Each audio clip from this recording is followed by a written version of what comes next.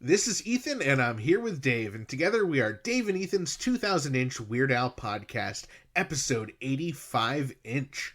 On this week's episode, we welcome Scottie Haskell, a longtime singer and studio vocalist that has recorded with Weird Al and toured as a backup singer for Weird Al's 2019 Strings Attached tour. It's Dave and Ethan's 2000-inch Weird Al podcast. It's a podcast about Weird Al. It's Dave and Ethan's 2000-inch Weird Al podcast. Seriously, the whole podcast is about Weird Al. Dave and Ethan's 2000-inch Weird Al podcast. You don't have to listen, but we're glad you are. Dave and Ethan's 2000-inch Weird Al podcast. Wow, how awesome was it talking to Bill Mumy last week of the legendary Barnes & Barnes. We have been working on securing that interview for like almost a year. It is so awesome to finally have it recorded and out there, and I thought it turned out great. Yeah, it was amazing. We got some great feedback on last week's episode with the legendary Bill Mumy. So thanks to everyone who tuned in, and thanks to everyone who sent us a text, left us a comment, and just generally freaked out about having Bill Mumy on the podcast. That was so pretty stinking majestic to talk to the Barnes half of the iconic Barnes & Barnes comedy duo. Now, is Bill Mumy the first Barnes or the second Barnes in Barnes & Barnes? Well, he is Art Barnes, and they always seem to introduce themselves as Art and Artie Barnes, so yes. So am I the Dave or the Ethan in Dave and Ethan's 2000-inch Weird Al podcast? I have no idea. We probably should have asked Bill. Now, we did get some exciting news from overseas relating to our podcast. It's official.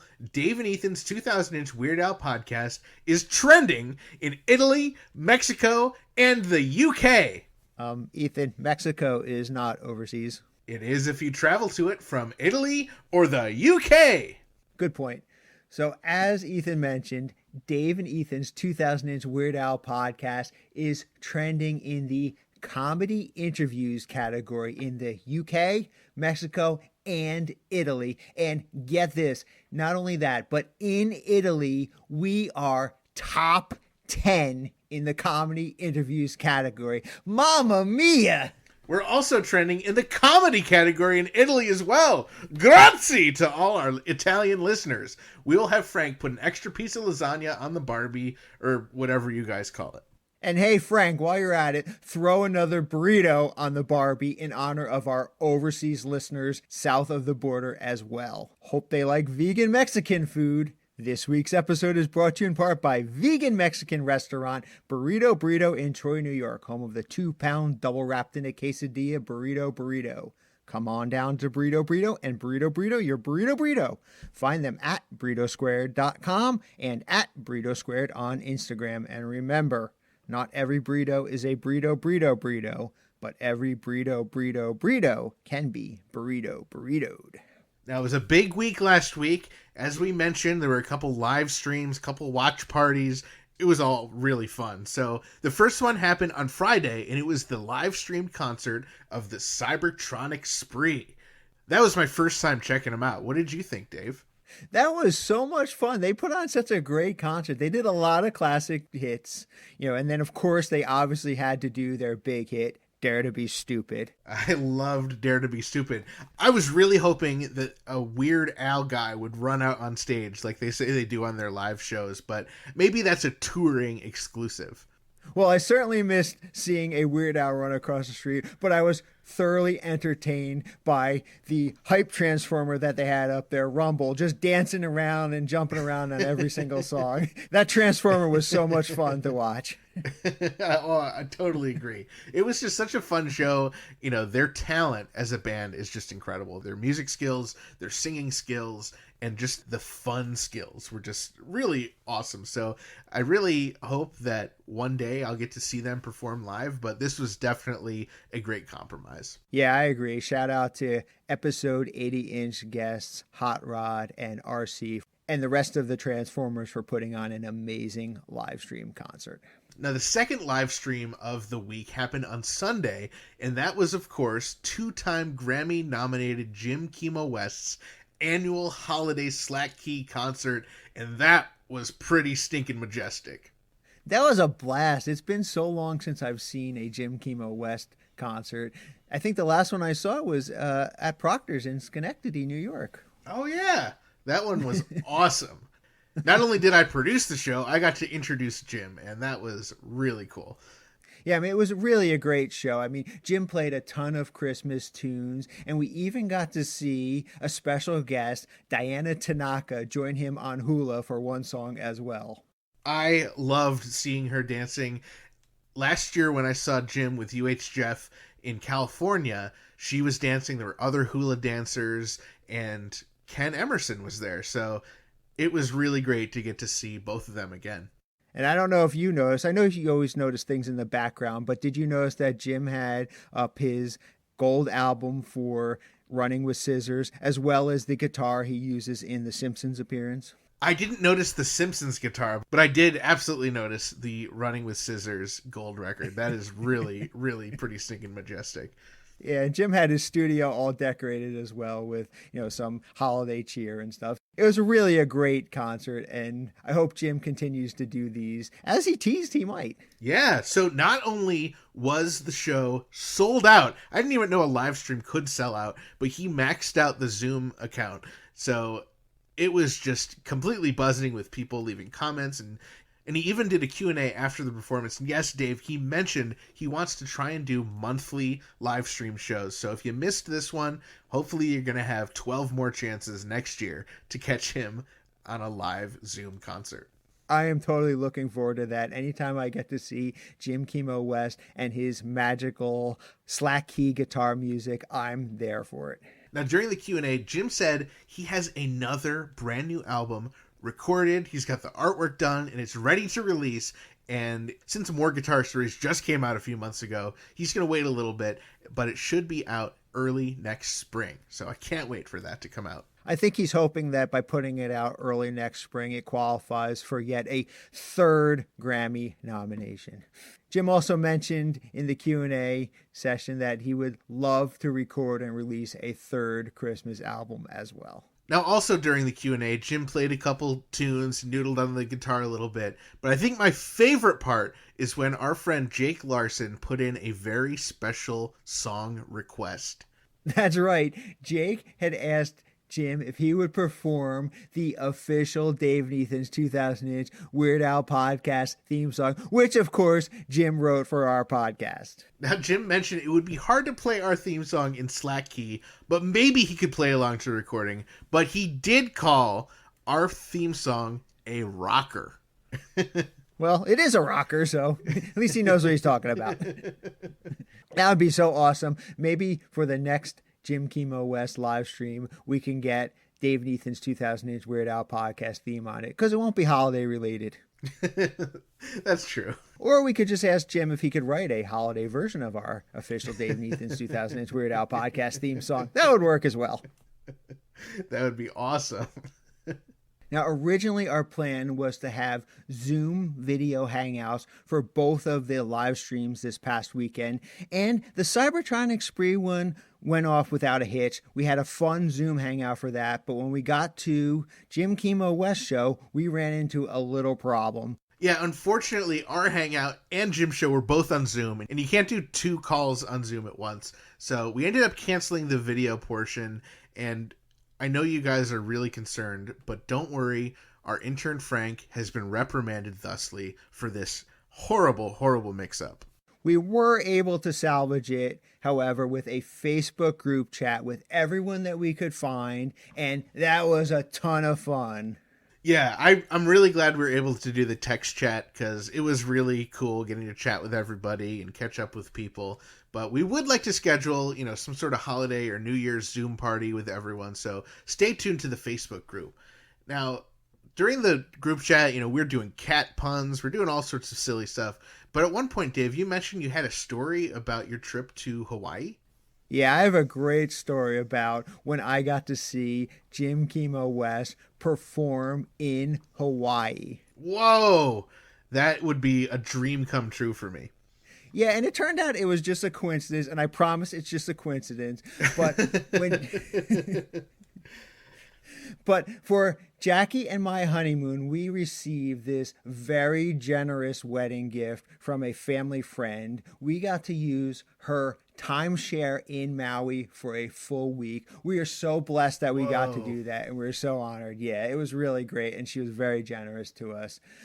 So we're going to Hawaii now for a week for our honeymoon, which is pretty cool, and we know we're going to be on Maui the whole time, so we're looking for things to do. And as it turned out, again, remember, totally coincidental, the week that we got scheduled in the timeshare, but it was the same week that Jim was performing a slack key guitar concert on Maui, and we knew we had to be there. Of course, how could you miss it? I mean, I would marry someone just to go see Jim Kimo West in Hawaii. Totally coincidentally. I promise it's a coincidence. No, you're right, but there was no way that we could pass up the opportunity to see Jim perform in his natural environment. But, we didn't want to seem like we were stalkers or anything, like that sort. So... I mean, you did see Jim 20 times last year all across the country, but... Well, I think this is a little bit different because this is Jim performing his own music. And like I said, it's naturally in Hawaii. I mean, it's like pretty much, all the stars aligning. You get to see this amazing 2-time Grammy nominated slack key guitarist performing, out of all places in Hawaii where slack key music started. I mean, that's like all the stars are aligning. Everything is perfect, so obviously we had to be there. But, I didn't want to make it uncomfortable for Jim by just showing up, because... because he's not expecting to see you and Jackie walk into, this concert venue in Hawaii. Right.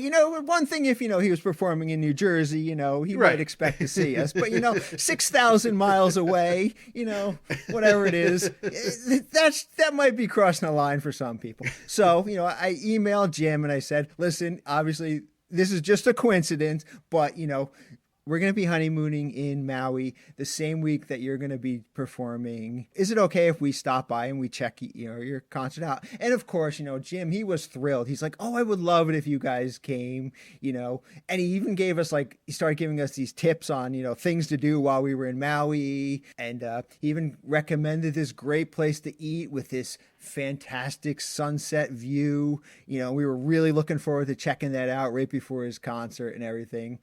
So, Jim was thrilled that we were coming, and obviously I kept him up to date, when we would be there and all that stuff. All right. So fast forward to November 3rd, 2010. We are in Maui. We are attending the George Kahumoku Jr.'s Slack Key show at the Napili Kai Beach Resort in Napili, Hawaii. And Kimo is the special guest that day. So, I emailed Kimo again. I said, don't forget we're coming. He said, I'm looking forward to seeing you guys. As soon as we got there, Kimo came over. He said hi. He started talking to us. And, he's like, I got to do some stuff, but, enjoy the show. And we were thrilled to get to talk to Kimo before the show. But, there was some time before the show started while Jim was preparing and all the other guys were getting set up. So, of course, what do? We head on over and we hit Kimo's merchandise stand. As any good collector and fan should do. Jackie and I were hanging out looking at Kimo's CDs. And when this woman comes over and she starts talking to us, and, it immediately becomes apparent that she knows Kimo and that she's kind of handling his merchandise for him. So we start talking to her for a little bit, and the conversation comes around to, oh, you guys know Kimo. Where do you know him from? So I didn't know who she was, and I didn't want to, give too much background knowledge. I didn't know if she even knew that Kimo had a second career as a fantastic guitar player in, this amazing band back on the mainland. I had no idea if she even knew that. So I just said, oh, well, we're fans of Jim from his other music career. At that point, this woman looked at us, and we could kind of see the gears turning in her head. And then it clicked, and then she's like, oh. And just the look on her face, she got really freaked out. And I realized I probably said something wrong. So she kind of said, well, thanks. If you have any questions, just let me know. And she walked away. And I just kind of looked at Jackie, and Jackie looked at me and were like, Well, we probably shouldn't have said that. Oh, we just randomly came to the show. We don't know anything about Jim. Oh, we're big fans of the direction west, so we wanted to come to this show. So as it turned out, of course, she didn't know the backstory that I had been emailing Jim back and forth that we were on our honeymoon. This was all a big coincidence, that we happened to be there. And of course, we love Jim's music. We want to see it while we're there. So she didn't have any of that backstory. So it turns out, as Jackie and I later found out, that woman was none other than Jim's spouse, Diana Tanaka, who we got to see who was dancing on the live stream. But yeah, for that moment, I'm sure we freaked her out. And hopefully Jim had a talk with her and cleared everything up afterwards. And she does not think that Jackie and I are these two stalkers. So it was a good show? Oh, it was an amazing show. I mean, you know how good Jim's shows are, just when he's playing in New York or New Jersey. Imagine what it would be like with him playing in Hawaii, and it's 27 times better than whatever you can imagine. Wow, that's so great. So, I mean, did you get any merchandise? After the show, I met up with Jim again. He came in, he asked us how he liked the show, and of course we told him how much we loved it and how amazing it was and everything. But I was looking through the merchandise and I was like, I really should support Jim, rather than just buying a ticket. I should buy something. So I picked up a CD and I said, I think I'd like to buy this. And Jim's reaction was, I thought you had that already. I mean, did you? I mean, yeah, of course I did. But, that's a silly question. Of course I had the CD. Wait, why'd you get another one? Well, because I wanted a memento from the show, and, I wanted something for Jim to sign while we were there. Oh, that's cool. Yeah. Wow. Yeah, it was a lot of fun. It was great. It was an excellent compliment to our honeymoon, and all the places that Jim told us to check out were amazing, except for that one place that he told us to get dinner at with the amazing sunset. The day we happened to go, it was pouring rain, so we couldn't see the sunset. Aww. But that was not Jim's fault. Wow. I don't blame Jim for that one. That was not his fault. I think you definitely made the right call, giving Jim a heads up. I think it would have just been... I don't think it would have been bad for you just to show up, but I think it definitely would have been surprising. So you made the right call. Highly recommended if you do ever get a chance to check out Jim Kimo West performing slack key guitar in Hawaii. Do not pass up that opportunity. Just give Jim a heads up that you're coming. And really, just to add on to that, any chance you have to see Jim perform live with Weird Al, without Weird Al, slack key or not, you're going to have a great time. So definitely check that out. Now, there's one more piece of Jim Kimo West news. This Friday, December 18th, Jim is celebrating his birthday. So from all of us here at Dave and Ethan's 2000-inch Weird Al podcast, buon compleanno.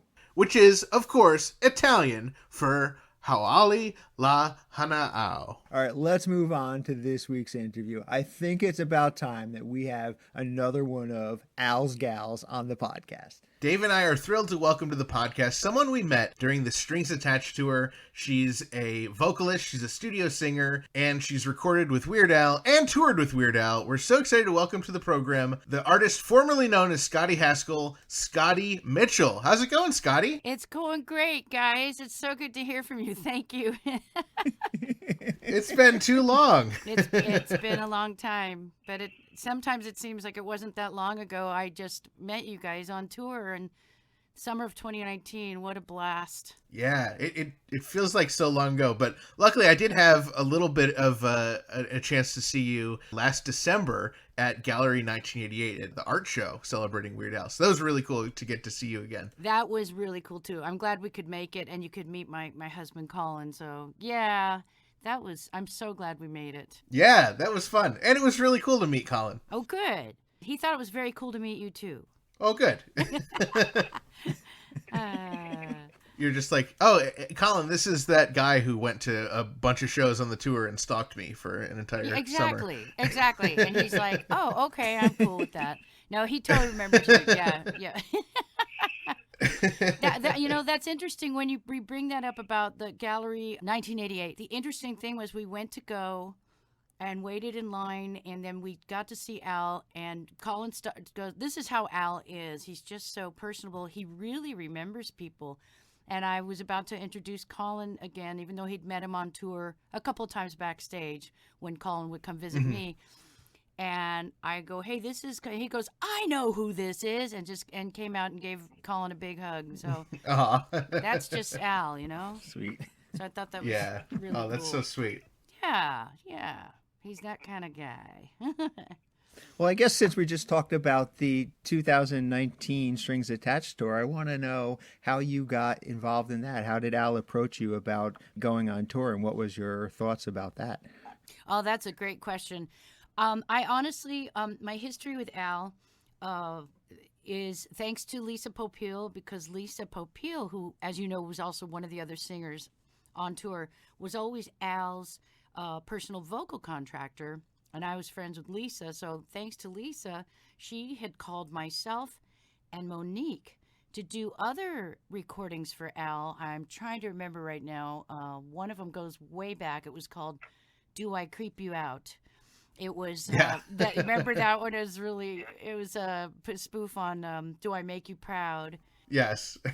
But just from doing some sessions with him, and he feels comfortable with us. And the last recording before this 2019 summer tour that I did with him, I had gotten to sing with him on Jackson Park Express.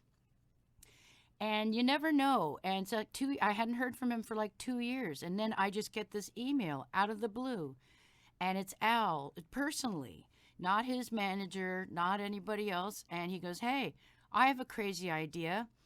I was wondering if you'd like, yes, he actually said that. I should find the exact email.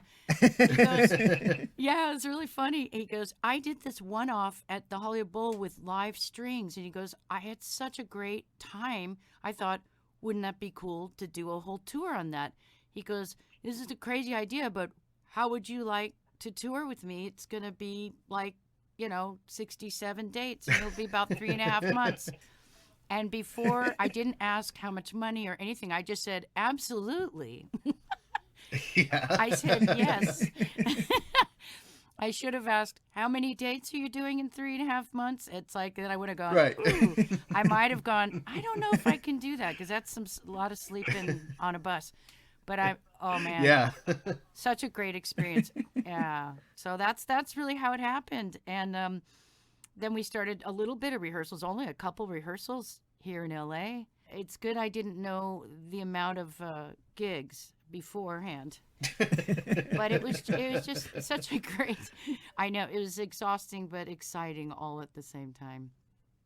I have to say one thing about Al I want to say, and it's very, very unusual to find in this business, especially LA area, but he is loyal. I mean, he could have gotten, younger 20-something girls to back him up, and he didn't. He just is loyal to us, and we still got to sing with him, and I just so appreciate that. I mean, you can see how long he's had his rhythm section together, like 35 years. So I really, that's you don't find that in this town. People will toss you aside, and he doesn't. And so I'm just very makes me feel really, really happy about that. Unusual. And as fans, it really added a lot to us to get to see and hear the people who have actually recorded with Al in the past. It wouldn't have been the same if it was just some random singers up on stage. Oh, cool. Well, you guys, that's the other thing I saw. His fans are the best. You guys are really, they really love him. And there's a love there. Yeah, I remember every time going out on stage, and of course I was a little nervous. I've done a ton of touring, but not to that extent, not for 3.5 months straight on a bus. Yeah.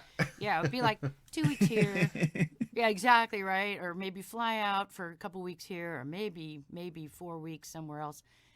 And I was a little nervous, but then I stopped being nervous because I saw how much everybody just loves Al. And Yeah. it amazed me, and I thought, this has nothing to do with me. This is about everybody having a good time out there. And that's really what I saw he really wanted to do, and make sure everyone's having fun, and they did. He's having fun. And it amazed me seeing fans who are, grandmas and grandpas, and they know every word. Yeah, as you saw, yeah. And then they have their kids, and their kids have kids, and their grandkids, and then it's like he's got this built-in, fan base forever, as long as he wants to keep working, which I hope he does. And yeah, it was very fun to be a part of that. Just amazing experience. As someone in the audience, having the orchestra and having you guys and everything with those strings attached to it was really great, because there was so much for us to look at on stage. We can watch Steve or Jim or Bermuda or you guys, there was just so much to look at. But when you're actually on stage, what are you looking at? We are focusing, especially those first few shows, like, oh my gosh, what prop am I supposed to use next? And yeah, I'm focusing on, okay, where's the step today? I really don't feel like falling flat on my face off of this riser. So that was just like, and then we were really having fun. Like, it was just after the couple of weeks, and I'm looking around. I'm watching Bermuda a lot. I'm looking at Al, especially when Al does. There was a couple times we both started cracking up on stage, and I'm like, "Ooh, I can't do this." But we locked eyes. Yeah, on Jurassic Park, he does his whole shtick, and when he gets his fake drink with the umbrella in it, and he's like pretending like there's these people in the background getting eaten by dinosaurs. And a couple of times I would look at him, and then I'm like, uh-oh, and because we look and he's about to laugh. Because it was all a joke. But it's fun. But it was just funny. Right. Yeah. So, and a lot of times I would look around and just look at the first couple of rows, and it amazed me just watching everybody knew every word, just about. I mean, everybody was singing. Everybody. Like I say, the grandmas, little kids. It was fun looking at everybody, how they dressed up, men and women, all dressed up as Al, kids. Right. That was really fun. And to see, how many people had a tinfoil hat on, or how many people had, an Amish bonnet. So. Right. Gosh, it was a trip. What a trip. That's all I can say. Experience of a lifetime. Totally. I can imagine, yeah. Something else I'll say, and stop me if I can be a little long in the tooth and talk too much, but I really felt appreciated, and that doesn't happen in a lot of session work. It's like, okay, thanks a lot, that's good, it's okay, go home. And that's just what the gig is here. And so It was nice to get that feedback and go, oh, people do care. That's cool. Right. Yeah. So it was, I'm just really glad I did it. And I knew I would just be able to sleep when I got home. Right. And I did. Yeah, you mentioned that you did a lot of session work, and you mentioned that you went on a couple of smaller tours before you went out with Al. But what is like the transition from going to session work to like this 67 straight concerts? Yeah, 67 dates in, we had very few days off, which was fine with me. But yeah, they're totally both completely different animals. But what was great about knowing that, oh my gosh, I had work. For sure, for about 3.5 months. Right. And that's unusual. Right, Yeah. right. And and here in town I have freelance, and it's like you get a gig and then you're like, dun, dun, dun, dun, dun, twiddling your thumbs, wondering, hello, I'm still here. Don't forget me. So they're totally different animals. I really love recording though. I do love session work. The difference is when you're doing like a movie score, for instance, which obviously because of whatever, this COVID nonsense that's been going on, so we haven't been gathering around a microphone, 50 singers singing on a movie score, a soundtrack. But before we would do that, and what's challenging and what I love about it is usually you don't see the music before. Usually you're live with an orchestra and you're getting the music right there. And you're just singing it down. Yeah, it's really fun. It's awesome. It's the pinch yourself time is what I call it. Like, is this really happening?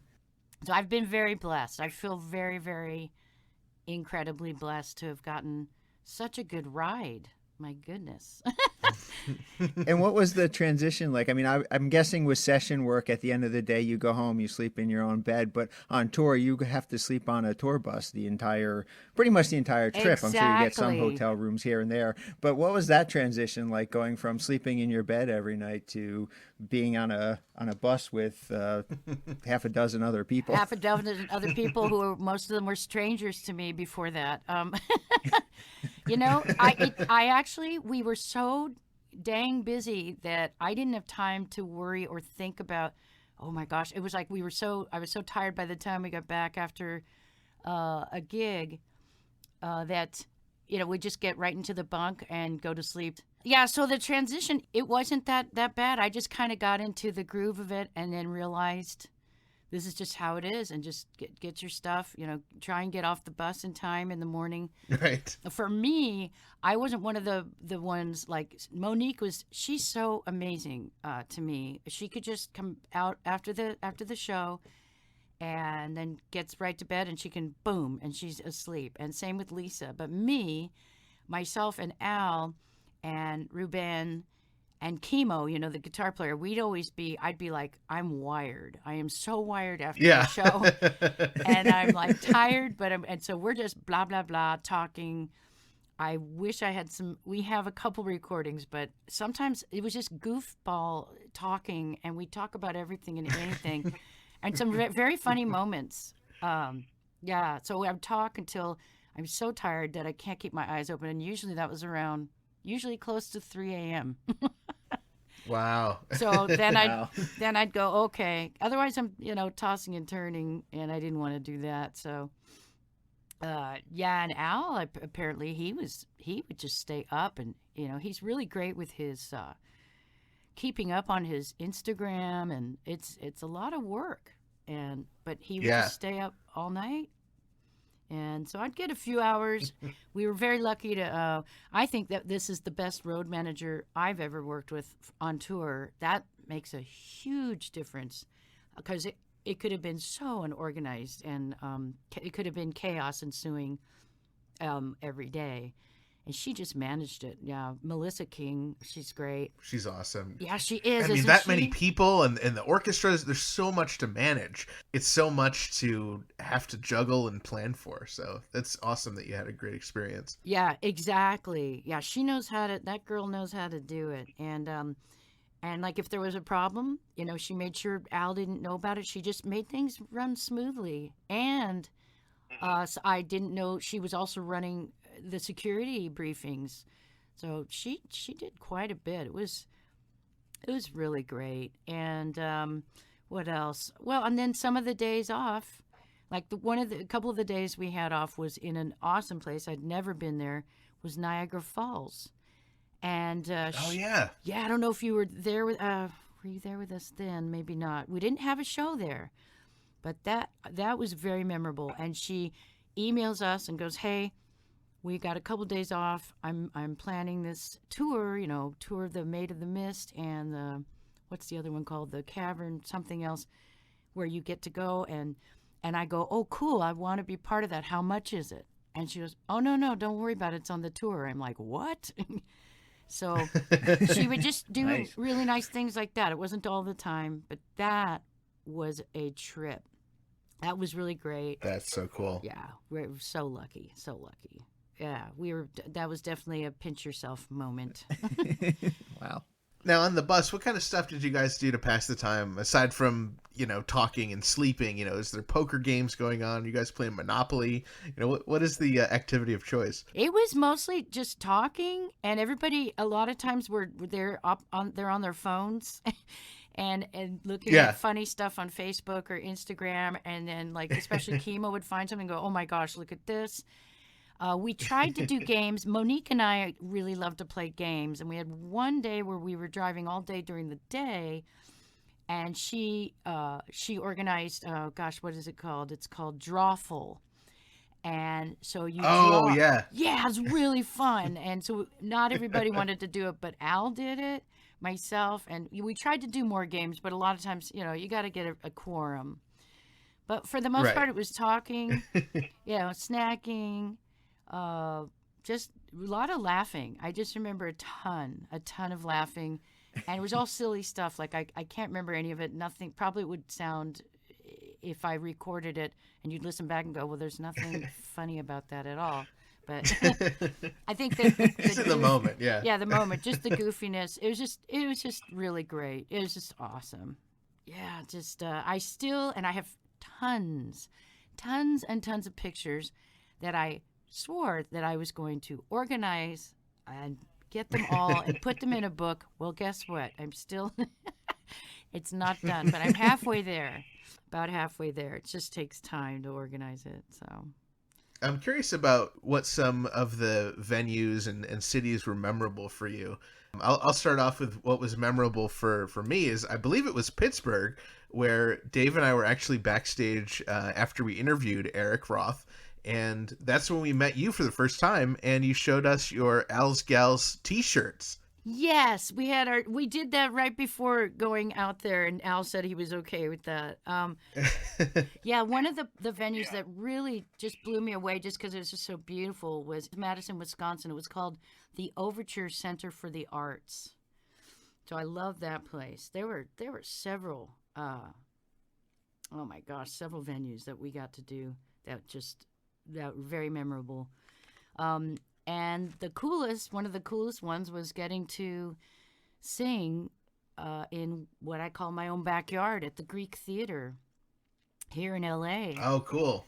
That Yeah. was a trip because that's my favorite place to go and see concerts myself. And so that was another I'm pinching myself moment. Yeah, wow. Yeah. So fun. You guys came to quite a few shows. I believe we each went to 19 different shows. The shows didn't always overlap, but together I think we each went to 19 different shows on that tour. Oh my gosh, I didn't know it was that many. Were you guys at the Cary, North Carolina one? For some reason I remember, were you at the Coca Booth Amphitheater? No. Not that that one, was- okay. No. But I mean, some of the venues we were at the Red Rocks Amphitheater. We were at that Yes. show. Oh, that was amazing. That was cool. That was cool. And it was amazing to me because that orchestra was so great. They really didn't get a ton of rehearsal because, as you know, we kept getting stopped because there was, they always have storms there, the Rocky Mountain storms, and they didn't want anyone to get electrocuted, which is nice. And It's thoughtful. that was very thoughtful. So I was amazed. I was like, gosh, I hope this goes okay because the show, it's not really hard, but there's a lot of transitions in it and tempo changes and, those, you got to really know kind of what's up next. It moves quickly and know when, the video's up or, oh, I got to put this other hat on or now I'm, Right. whatever you're doing. Right. Yeah. Yeah. The other, one of the most memorable, one of all of our favorite days was in Guilford. Oh my gosh, Guilford, New Hampshire. Unfortunately, that was the one that Monique had to miss. But that was amazing. They treated us like rock stars. It was That's so cool. it was really cool. I don't know if you've ever been there, but it's like a summer camp for rock stars, and they had bikes and razor scooters and stuff you could ride around. They had seriously, they had a bouncy house. They had the pool and a little Whoa. golfing putt thing, and you could just play. And it was just wild. So, and that was the one that Jim Chemo West said, "Oh, you're not gonna want to sleep inside today. You're gonna want to get to this place earlier." So, Right. sleep later. Because a lot of times, I don't know if you knew that Melissa would get us what's called day rooms. So even though we'd maybe try to sleep on the bus, not everybody sleeps too well on a bus, Yeah. And Right. so we'd have these day rooms, so you could sleep another, if you didn't get enough sleep, get another 4, 5, 6 hours in, and then you're fresh to go, ready to go for, 3 or 5 o'clock lobby call. But for that day, I was like, oh, I'm not going to miss this place because everyone says how good it was. It really was worth it. It was worth losing sleep. Yeah, they treated us like amazing. And of course, it's New Hampshire. So then for our catering, they have this huge, lobster and clam bake and crab. Wow. Just the spread was, it was incredible. And Melissa's like, don't even get used to this because this is the top. I go, it's okay. That's all right. Yeah, it was really fun. Really great. Some good stuff. Yeah, I have been to that venue, not on this tour, but on a previous tour. I was at that venue, and I was backstage. Not as I didn't get to do all the amenities like you guys did, but the little taste of it that I did get, I thought it was fantastic. Just hanging out by a fire pit, and just it was so much fun just being back there. So I can imagine you guys having a great day, there. Yeah, it was great. Get there early. Like yeah, you it was said. like camp. It was like I loved summer camp, so it was like summer camp. It was fun for a day. Yeah, it was great, and getting to see so much of the United States was, yes, really fast. It was great. On this tour, did it take you to any places of the country that you had never been before? Definitely tons. Like one of the places I'd never ever been to was New Orleans. I always wanted to see it. So that cool. That was very cool. And we actually had a couple days off there before performing at the Sanger Theater on June 13th. What a trip. Yeah, that's another place on my list I'd like to go back to. I loved San Antonio, Texas, too. I was surprised how much I liked that. Some of these places were just like Nashville I've really wanted to go to and visit, but we just didn't. There wasn't time to really visit that day. But Yeah. some other time. We're supposedly supposed to be working, so. Right. And that's the other thing. Sometimes I would just be like, after some of these gigs, like the Guilford, New Hampshire one, and think, oh, and I'm getting paid for this too? Wow. Right. Right. Lucky. That's how I feel with session singing too, because I just love to do it. I don't do it for the money. I do it because I have to, because I love it. But yes, it's nice to make money and make a living. Now, I wanted to ask about the Vienna show and the New York City show. Dave and I were at both of those, and it was a chore just to sit and watch the show. It was so hot. What was it like being on stage with that kind of 100-degree heat? Oh, yeah. Are you talking about the New York show at Forest Hills Stadium? Yes. Oh, my goodness. I remember that. And we were all, they're doing the best they can, but we were all crammed into one little room to get ready. And it's just stinking hot, as you know, and I'm just sweating. And I'm just like, I don't even know why I bothered putting on makeup. It's just going to melt. And that was the show. Yeah. And usually I try to really do my hair and have it, I don't think I look like good with my hair up, but I just thought I just don't care because I'm trying not to pass out. And both Monique and I just stuck our hair up on our heads, But I remember just drinking a lot of water. Yeah, I remember that going, gosh, dear God, please don't let me pass out in front of everybody. I didn't, but yeah, it was stinking hot. And I felt really bad for Al because he works out so hard every time at the shows. Even if it's cold in the theater, he works up a sweat every time. So I was more concerned with him. Yeah. I'm like, oh my God, Al, oh gosh, I hope everybody's okay. Yeah, you can't replace Al if he's No, we can't has a heat replace stroke, Al. And yeah, that's the other thing. When you're outside these outdoor venues and it's very humid and you get these crazy, huge bugs. Oh, yeah. Oh my gosh. Where was the other place we were at? I'm actually looking at the schedule right now. We were in, was it Grand Rapids? No, Cedar Rapids. And we were outside, Cedar Rapids, Iowa. And I was seeing all these mayflies. And they're like going all over Al. And they're huge, these things. And we're singing, and then everything's okay. And I was trying not to like bat away these flies because they're starting to go into my mouth. And I'm like, I don't want to. It was like, I'm like singing and, Jackson Park Express and trying to blow them away. And all of a sudden I didn't need to worry about my mouth, but then all of a sudden, one of them goes in my left eye. It just goes straight in there. It was gnarly, and I couldn't see anything, and I can't do anything. I can't get it out, and it was really hurting. And I'm like, okay, I can't just pretend, just keep going. And then, of course, we have the break right after Jackson Park Express. And I'm talking to Lisa and Monique. I'm like, oh, help me, you guys. They go, we got to go. I go, no, get this thing out of my eye.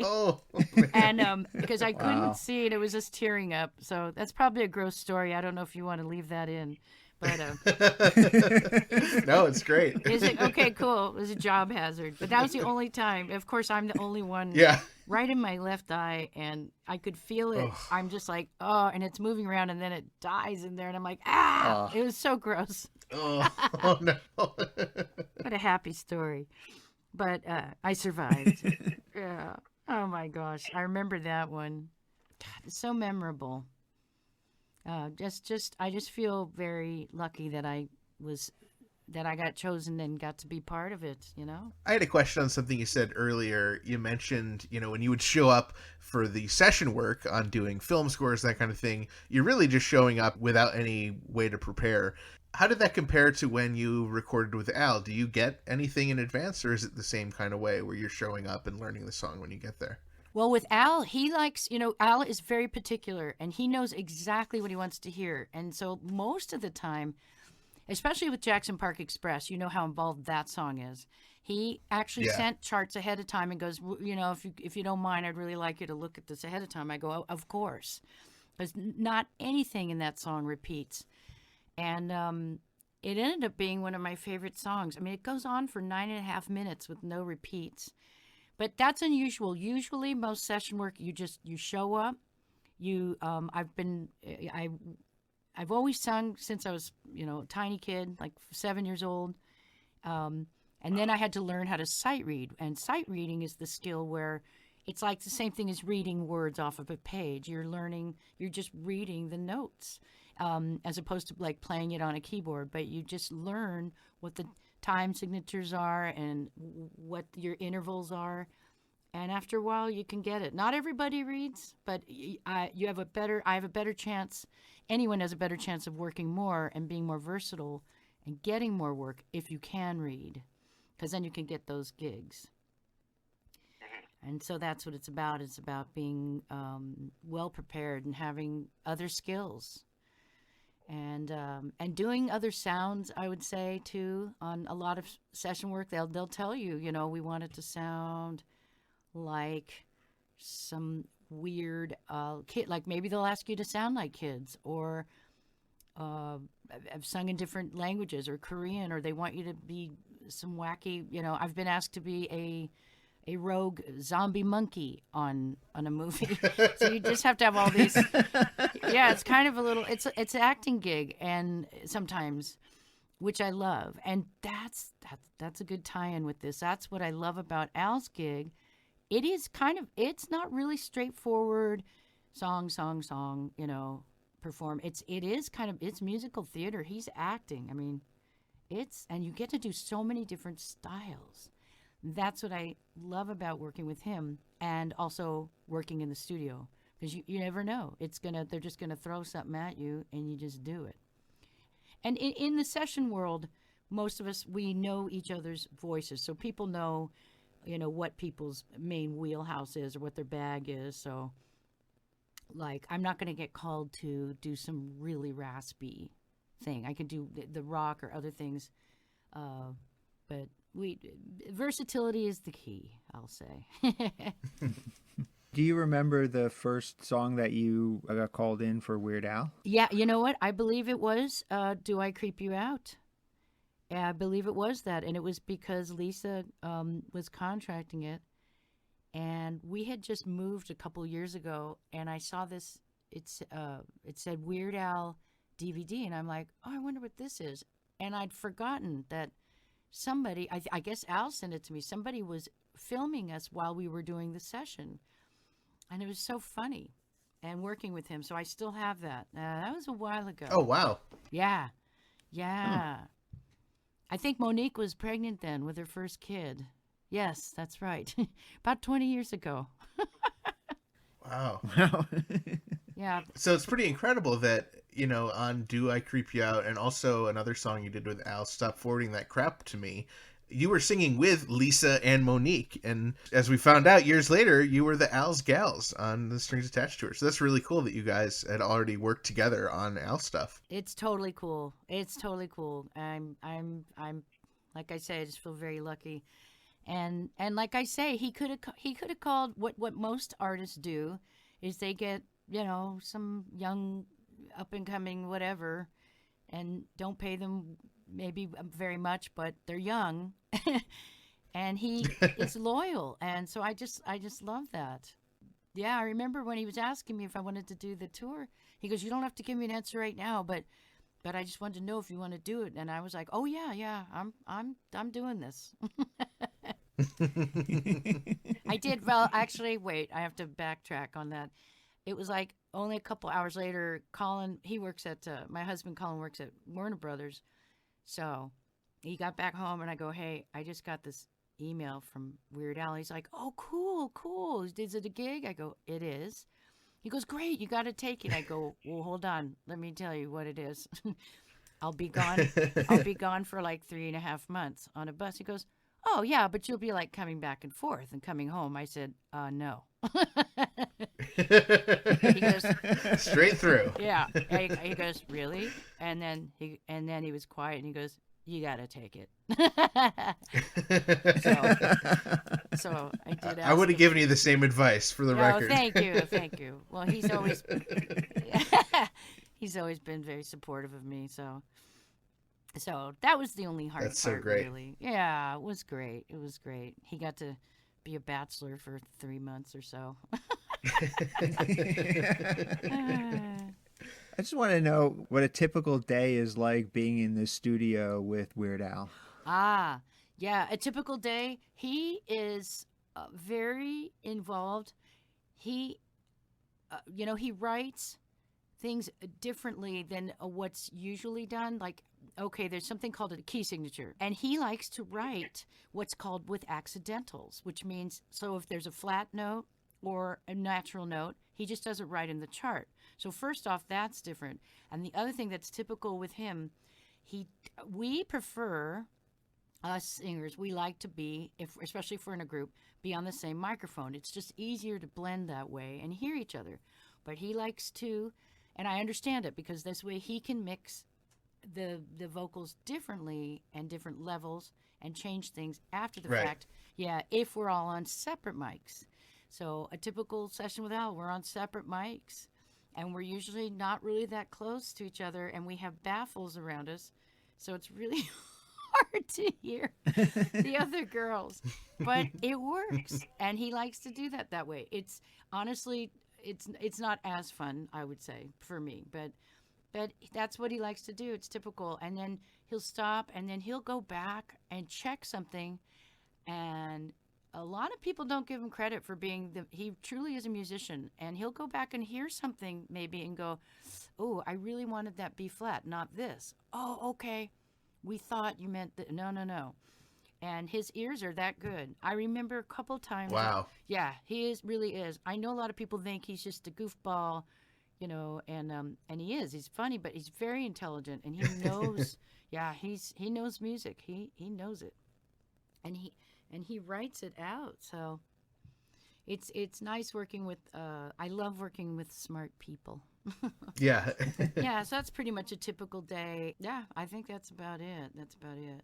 So for people who are unfamiliar, you are the daughter of Jimmy Haskell, and there are some really amazing Weird Al-esque connections. So not only did he have 3 Grammy Awards, an Emmy Award, he actually played the accordion, and he was the conductor for Al's song Spy Hard.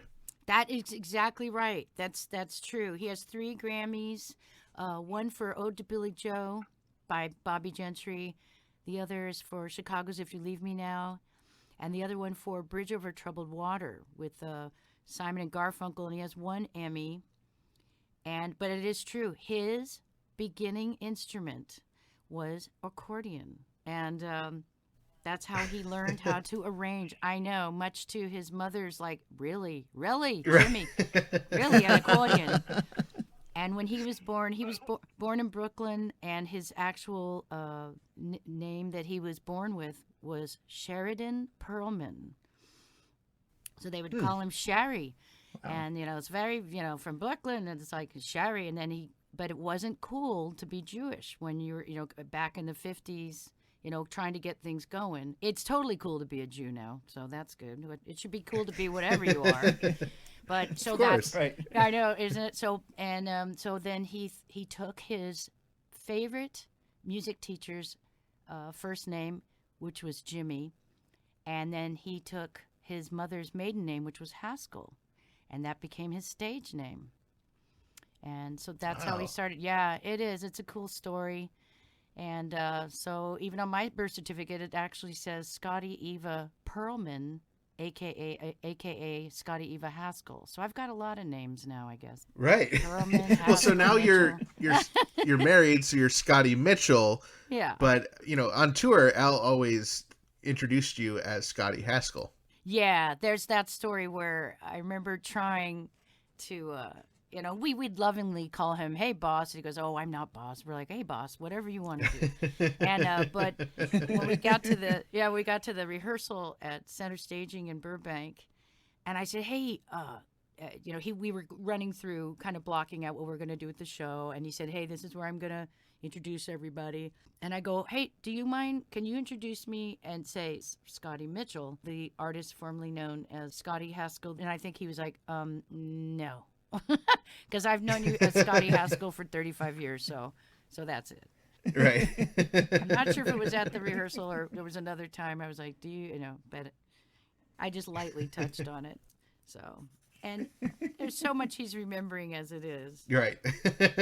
But yeah, my dad would have been 93. I wish he could have seen that I got this gig, but I think he did. I think he was watching. Yeah, he loved Al. He loved working with him. Yet he was very private in his work. A lot of times he didn't bring home what he was working on. Mostly it's like being professional. It's like you don't talk about it. Some people are private. And so he just would, when he came home, he was like, he's just home. I'd have to really kind of turn the screws on him to find out what was he working on that day. Wow. So, yeah. So there'd be many moments like there was one time I'd just gotten back from, I think I was still in high school, and I go, what were you working on today? And he's like, "Oh, that's no big deal. It's nothing." I go, no, I really want to know. He goes, "Well, I've been working with this girl named Deborah Harry," and I just said, "Blondie?" He goes, "You know who that is?" and so it'd be moments like that. I go, "Yeah." He goes, "Would you like to meet her?" I go, "Yes." Wow. So it was cool. Didn't always happen like that, but sometimes. So yeah, very, very lucky. I feel very blessed. By the way, another funny story with him. He did not. No way. He did not want me to be a session singer. He did not want me to be in the music business. And really? Yeah, he really didn't. Wow. He knew how it's rough, and it can be. And the rewards can sometimes not even ever appear. But I remembered him. I just was around it all the time because instead of getting a babysitter, I'd be with him at his recording session. And I would just be watching. Oh, cool. Yeah, it was really cool. And I would just say, he goes, "Now, if you can just sit quietly and watch and try not to fidget too much." Yeah, and that's where I got my first, where the light bulb went off over my head. I was 7 years old, and he had just done, I don't remember the song, but he was doing Live with Orchestra, and these two women were singing. It was actually Sally Stevens and Jackie Ward. And in the car on the way home, I go, "Dad, so when did those girls learn that song? When did they practice it?" He goes, "Huh?" I go, "Yeah, how did they know to sing that song?" He goes, "Well, it's sight reading." I go, "It's what?" He goes, like you're learning how to read words in school, and they read music. They read it on the spot. And he goes, "It's called sight singing." And I thought that was the coolest thing. And so I just thought, that's what I want to do. And the next moment, he goes, "Don't even think about doing this." But I ended up, doing it anyway. So I think he's okay with it now. Yeah. Yeah.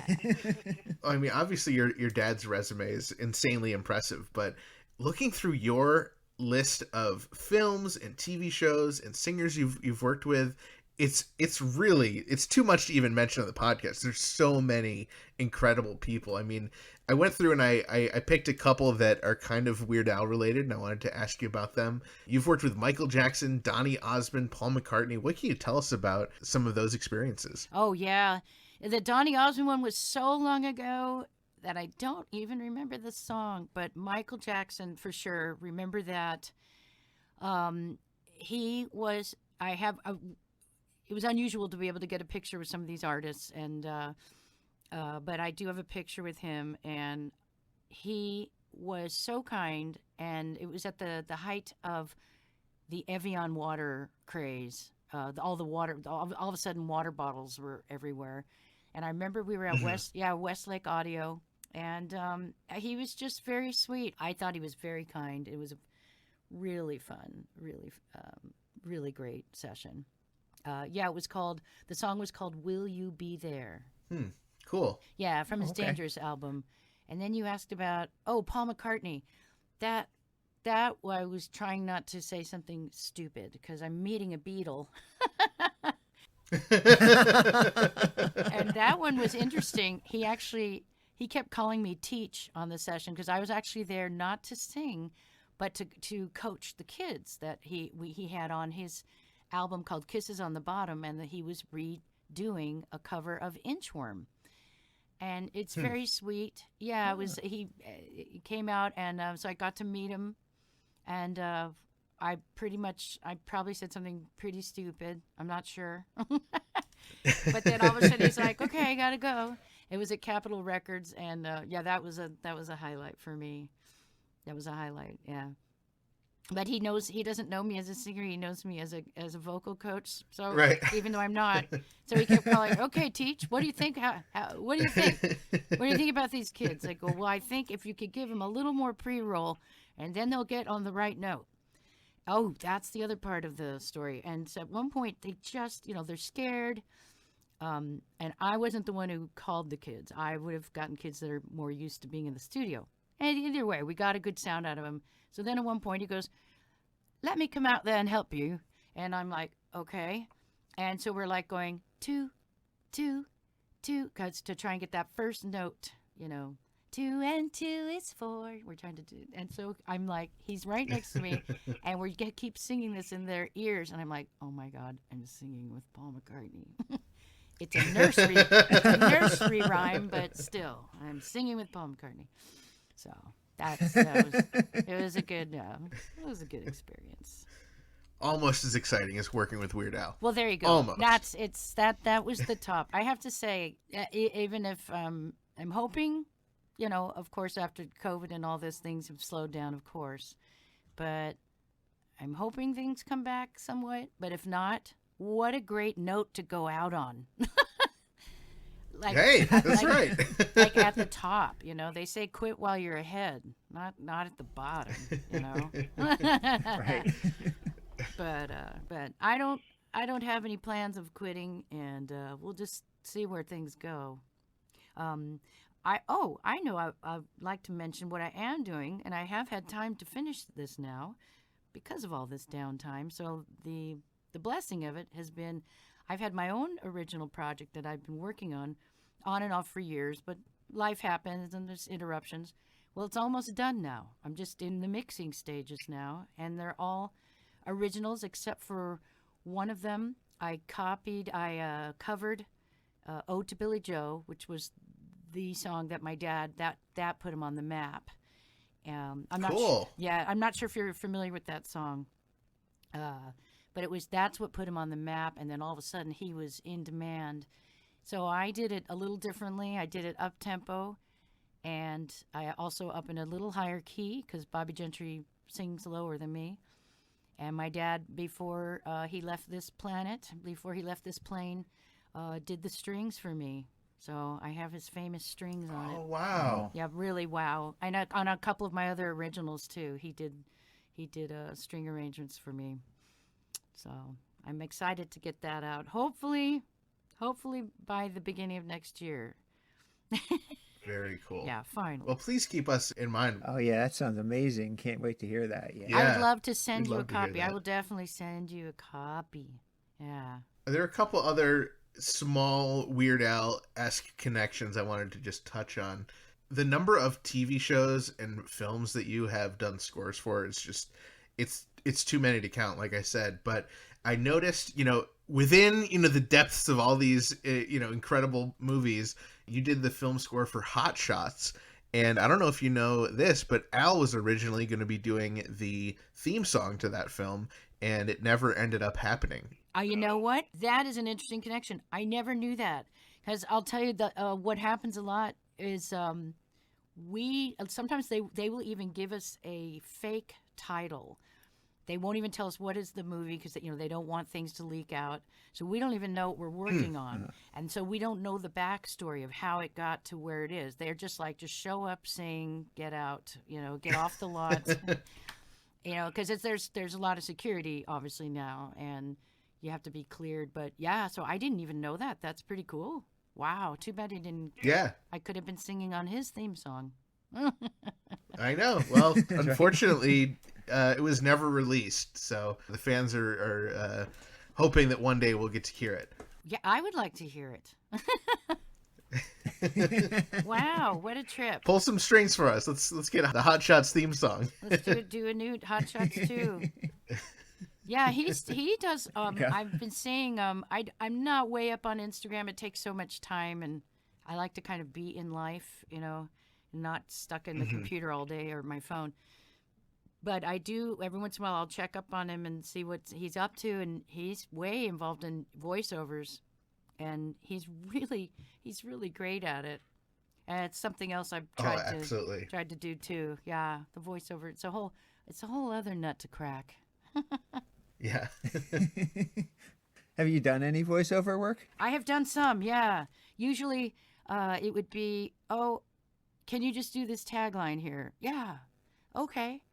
I've done a few things, and now it's all, you gotta have an agent now, which I don't at the moment, but that's all right. I have plenty on my plate. I gotta finish my record first and try to stay focused. That's my plan. I honestly never thought at 7 years old that I want to be a star. I have never, ever wanted that. That was never on my radar. I love working with other people, either backing them up or being in a group situation. And and so even though I did my own solo album, my goal is not, I'll probably do some coffee houses and that sort of thing and sell some CDs. But if I can get placements in TV, movies, things like that. And my main goal was just like, I have these ideas, I just need to finish it. And I want to feel good about it. I don't want to, every time I listen to it, go, I wish I fixed this or that. I remember talking with Al on the bus and watching him when he was working on songs. And it's because when you've heard his, of course, you know all of his material. And it sounds like it seems so effortless that it seems like it just comes out of him all at once. And he showed me his process where he starts writing a line, and I'm trying to remember which song it was, but he will spend days and days going, maybe that's not the right word. And he really fleshes it out. And I really thought, man, he just like, whoosh, just, flies this out. Maybe sometimes it does. But I thought that was really amazing. He really puts a lot into it. Yeah, and it's certainly a testament to his success and how catchy the lyrics are, and how he has fans from every generation, who just absolutely adore him. But yeah, that's what's amazing about Al. If as long as he wants to work, he'll always have fans. He'll always have fans. Yeah. I saw that. I mean, with these little kids, they don't know who he is, but their parents know, and then they're probably playing the songs all day with them, and the kids get into it, and just amazing. On your website, ScottieHaskell.com, people can see all of your incredible credits, but my favorite part is on your testimonials page. You have a testimonial from Weird Al himself, and it says, "If you want your production to sound like garbage, don't call Scottie Haskell. That's right. Yes, I asked him if he would give me a blurb. That's right. And he said that if you want Yeah, that's it. If you want it to sound like yeah, that's it. But that's Al. That's Al. Other people have all these, flowing, Yes. much love. This was so much fun. And then Al just hits it out of the park and is hilarious. It is hilarious. And some people might not get it, but you have to be able to read between the lines. Yeah, I was really glad he could give me a blurb on that. And yeah, I'm updating the website as we speak. So there'll be more. There's a lot of stuff that I left out, but it's okay if some people, it's like, that's your brochure these days, it's people go to your website and hopefully call you for a gig. Well, this is a very thorough website with a million things on it. So if you've left stuff off of here, I mean, this is amazing. Oh, thank you. Yeah. A pretty packed resume you have here. Thank you. You guys are the best. It's just so great to meet you guys. And I know we tried to get together, all three of Al's Gals, and while we're on the road, but it was like when to fit it in, and it was a little chaotic. So I'm glad we're doing this now. This is great. Yeah, and hopefully eventually, the five of us can get together in LA someday and do the true Al's Gals interview. But, it's really been awesome getting to speak with you all separately. And we really thank you for joining us on the podcast and your friendship. Well, thank you. You too. You as well. I feel honored that you would ask me to get to join the party here. Thank you again to the extremely talented and super wonderful Scottie Mitchell, formerly known as Scottie Haskell. As soon as we hear more about her brand new album and when it comes out and anything else, we will be sure to let you know. It was so cool to find out that Scottie performed on the Straight Outta Lynwood, Alpocalypse, and Mandatory Fun albums. Ethan, as you know, those 3 albums, they all appear on my personal list of top 14 studio albums by Weird Al Yankovic. And of course, the 2019 Strings Attached tour also places on my list of top 16 Weird Al Yankovic tours of all time. Wow, so that must have been extra exciting for you to chat with Scottie. Oh, it absolutely was. It's always a thrill to get to talk to somebody so connected to Weird Al. This week's episode is brought to you in part by Discover Darwin, promoting tourism in Darwin, Minnesota. Not only is historic Darwin, Minnesota beautiful, it also rocks. We have just been dying to tell you all about Darwin Monument. With more than 12 years experience, Darwin Monument is your one-stop shop for niche pedestals, urns, engraved rocks, bench-style monuments, cremation vaults, and traditional memorials like gravestones and more. Their customer, Bub Cheesy, left them a 5-star review saying, "Darwin Monument was wonderful when my dad passed away." Our deepest condolences to Bub Cheesy. We here at Dave and Ethan's 2000-inch Weird Al podcast are saddened to learn that not only did their dad pass away, but their 5-star review did not win them the Facebook raffle for a custom engraved crock either. Well, at least they've got killer prices, and be sure to call and ask about their free designs. Is there any mention of a salad bar? So visit Darwin, Minnesota on your next expedition. Discover Darwin, more than just the twine ball. And after you visit Darwin, be sure to visit discoverdarwin.biz.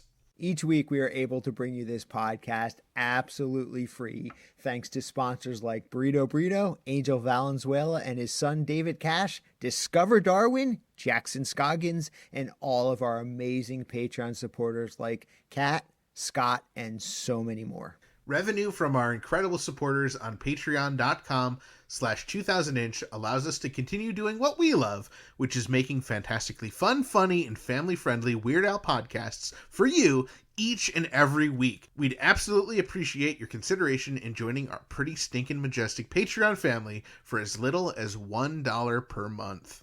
If we know anything here at Dave and Ethan's 2000-inch Weird Al podcast, it's that Christmas and the holiday season and Jim Kimo West's birthday is just around the corner. So this year, get all of your holiday shopping done early by purchasing official Dave and Ethan's 2000-inch Weird Al podcast merchandise for everyone on your shopping list from the official Dave and Ethan's 2000-inch Weird Al podcast merchandise shop. Head over to shop.2000inch.com for official Dave and Ethan's 2000-inch Weird Al podcast t-shirts, official Dave and Ethan's 2000-inch Weird Al podcast tote bags, official Dave and Ethan's 2000-inch Weird Al podcast mugs, official Dave and Ethan's 2000-inch Weird Al podcast tank tops, official Dave and Ethan's 2000-inch Weird Al podcast face masks, and official Dave and Ethan's 2000-inch Weird Al podcast more. Find us online at weirdalpodcast.com or 2000inch.com, where you can find information about our guests and listen to past episodes. Please join our Facebook group by heading to group.2000inch.com for episode discussions and other exclusive content. Be sure to follow us on Facebook, Twitter, and Instagram at 2000inch, and visit us at youtube.2000inch.com. Remember to tag fun, Weird Al, or podcast-related posts on social media using hashtag 2000inch and hashtag Gil and Chill. And make sure to share our posts, tell your friends about the podcast, and we absolutely, positively love it when you leave us voicemail on our 27-hour-a-day podcast hotline, 347-SPATULA. You might even hear your message on the air. The 347 Spatula Hotline, the official hotline of Dave and Ethan's 2000-inch Weird Al podcast, is sponsored by Angel Valenzuela and David Cash, two amazing Weird Al fans and podcast supporters. You already know where to find us, but do yourselves a favor and head on over to Apple Podcasts, Spotify, Stitcher, Amazon Music, or the podcast app of your choice and hit that subscribe button to ensure you don't miss any of our brand new episodes that drop every Wednesday. And remember, bonus episodes may drop at any time. Next year, we will begin airing our series of bonus episodes where we sit down with John Bermuda Schwartz and go page by page, picture by picture through his brand new book, Black and White and Weird All Over. Time is running out for you to grab that book if you have not done so already. You do not want to miss out on this series of bonus episodes. Plus, the book makes a great gift to give someone for Jim's birthday. Thanks once again to this week's guest, Scottie Mitchell, formerly known as Scottie Haskell. And thanks to all of our listeners, subscribers, Patreon supporters, and sponsors, and everyone else who made this episode and podcast possible. You know, Ethan, I was thinking we should follow Scottie's example and change our names as well. Okay. I'm going to change my name to Dave Elvis Rossi. Good idea. I'll change my name to Ethan Allman. That way we don't have to bother two-time Grammy Award nominated Jim Kimo West to write a brand new theme song for us. Well, actually, wouldn't we have to change our podcast name to Ethan and Dave's 2000-inch Weird Al podcast? Ooh, yeah, you're right. Well, never mind, then that's just ridiculous. I don't know, it kind of has a flow to it. Ethan and Dave's 2000-inch Weird Al podcast. I like it. Not gonna happen. Ethan and Dave's 2000... I said no. Who died and made you, Ethan? That was Ethan and Dave's 2000-inch... No. Nope. That was Dave and Ethan's 2000-inch Weird Al podcast, episode 85-inch, trending in Italy, Mexico, UK, and Chile.